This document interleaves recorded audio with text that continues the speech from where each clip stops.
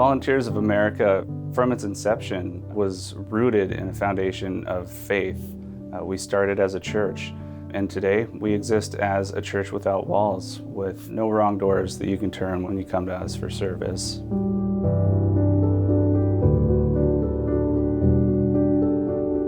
Maud and Ballington Booth were the original founders. Ballington Booth was the son of the founder of the Salvation Army. So the name Volunteers of America was a spin-off of the name Salvation Army because volunteers at the time were soldiers. The wonderful thing about Volunteers of America, I think, is that wherever you are, whatever you see that needs to be done, if you can find a way to do it, you can do it. You don't have to do a certain thing in every single community. The philosophy of Maud and Ballington Booth was to go wherever we are needed and do whatever comes to hand. When Gil and I first came here in 1978, the summer camp was here at the time. The food bank was here. It grew into a larger food bank and also into a series of outreach programs that helped people with education, daycare. Things just grew upon each other as a need shown itself in the community. You start one thing and then you find out that a person's having a trouble because, so how do we change the because? How do we fix the because? The organization has evolved immensely, and that's actually another one of my favorite aspects is our ability to pivot. It's our ability to identify a need and address it in real time. You know, we've served thousands of refugees fleeing crises from Afghanistan to Ukraine. Early on, we knew there was going to be challenges and decided we were going to be the solution to that challenge. And we had individuals driving down to SeaTac at the airport at 2 in the morning, picking up individuals and placing them into temporary housing with nothing but the clothes on their back, literally.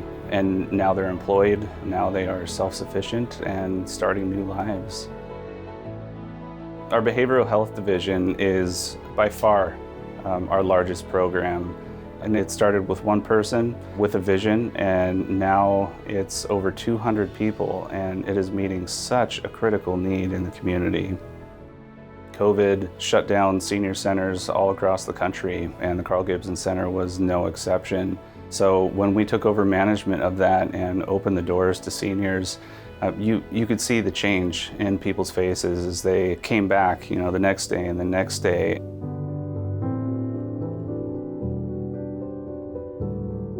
I think the most significant thing that any nonprofit organization has to come up with is, of course, how to fund it. It's really important to be able to have some flexibility because there are many times where you can get a grant from a foundation, government grants, all kinds of things. Oftentimes you are very tied to a certain thing that you can do.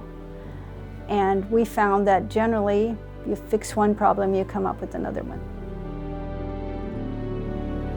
We're going to continue to meet the need, and unfortunately we know the needs are going to keep growing. Mental health is such a struggle for so many individuals, so we want to bolster those supports. We want to make sure that we're there for people when they don't know where to turn, that they can call us and they can find a solution. Affordable housing is harder and harder to come by, especially in the Puget Sound region, and we want to be the solution for that. So in the next 5, 10, 20 years even, you'll see VOA providing those services here in the Puget Sound. There's not a need that we won't meet. You will never be turned away from Volunteers of America. If you are in crisis, if you are hungry, if you are at risk of homelessness, our staff are here. They're passionate, they're dedicated, and they will see those services through.